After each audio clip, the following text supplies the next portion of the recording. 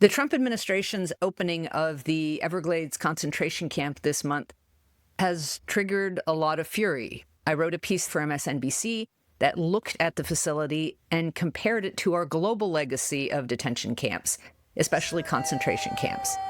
The headline they went with was, "Don't call it Alligator Alcatraz, call it a concentration camp." They didn't keep the one I offered, but I don't have a problem with it. My main worry is that some people seemed to read the headline and not the piece itself. That headline launched 1,000 posts calling for referring to the Florida camp as Alligator Auschwitz instead. I think political leaders who are opponents of camps should consider naming these camps for what they are and should work to educate people about what a concentration camp is. But what individual people call these camps is less important to me.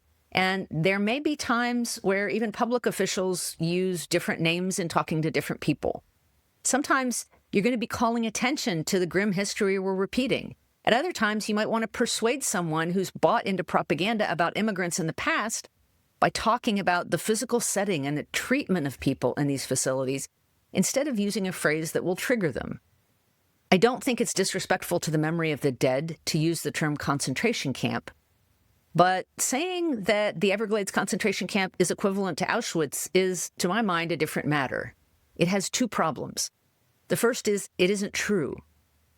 People know that 1 million detainees haven't been murdered in the Everglades this week. But it was understood right after the war that it was a horrific thing that was a new innovation in sort of modern horror. But the thing that happened also as a result of that understanding was that the bar was kind of reset for concentration camps. And anything less than that somehow became not a concentration camp. It so changed the whole way that these camps were viewed that anything less than that still seemed permissible. The second problem is that as things get worse in the detention system under Trump, and they will, how can you convey what changes are going on if you've been misrepresenting what's been happening all along? Dissident humor can be fantastic and powerful stuff, but I think memes and hyperbole tend to render concentration camp information into a reality show rather than actual reality.